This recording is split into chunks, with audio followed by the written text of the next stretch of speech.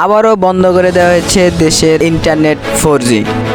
তার সাথে সাথে বন্ধ করে দেওয়া হয়েছে ফেসবুক, হোয়াটসঅ্যাপ, ইনস্টাগ্রাম। আন্দোলনকারীদের তোপের মুখে অসহায় আইনশৃঙ্খলা বাহিনীর সদস্যরা। এই অবস্থায় ফের মোবাইল ইন্টারনেট বন্ধের নির্দেশ দিয়েছে একটি সরকারি সংস্থা। এরই মধ্যে বন্ধ হয়ে গেছে সামাজিক যোগাযোগ মাধ্যম ফেসবুক, হোয়াটসঅ্যাপ আর ইনস্টাগ্রাম। বৈষম্য বিরোধী ছাত্র আন্দোলনকারীদের অসহযোগ কর্মসূচিতে সাড়া দিয়ে রাজধানী ঢাকায় বিভিন্ন পয়েন্টে জড়ো হচ্ছে শিক্ষার্থীরা।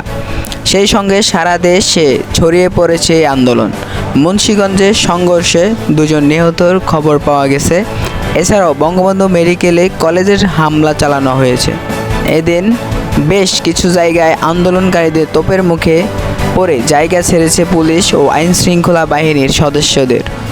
কোথাও পুলিশ দেখা যায়নি। পরিস্থিতি খারাপ আকার ধারণ করলে ফের মোবাইল ইন্টারনেট বন্ধের নির্দেশ দেয় সরকারি সংস্থা। এর খানিক পরই বন্ধ হয়ে যায় ফেসবুক, হোয়াটসঅ্যাপ, ইনস্টাগ্রাম। এর আগে গত 18 জুলাই বাংলাদেশে ইন্টারনেট পরিষেবা বন্ধ করে দেয় সরকার। পরে সেনাবাহিনী মোতায়েন করে কারফিউ জারি করে পরিস্থিতি নিয়ন্ত্রণে আনে।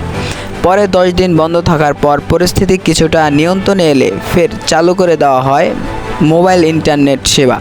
তবে সবার ফের পরিস্থিতি উত্তপ্ত হলে মোবাইল ইন্টারনেটে ফেসবুক, হোয়াটসঅ্যাপ বন্ধ করে দেওয়ার সিদ্ধান্ত নিয়েছে সরকার। তবে ব্র্যান্ড লাইনে সামাজিক মাধ্যম চালু আছে। এখনও জানানো হয়নি পুরোপুরিভাবে বাংলাদেশের ইন্টারনেট সেবা কবে চালু হবে। ইতিমধ্যে জানা গেছে বাংলাদেশের নেটওয়ার্ক ওয়াইফাইও হয়তো বন্ধ হয়ে যাবে কিছুক্ষণের মধ্যে। তো ভিডিওটা সবাই লাইক করে দেবেন এবং নিউজ পাইতে চ্যানেলটি সাবস্ক্রাইব করে দেবেন। আল্লাহ হাফেজ।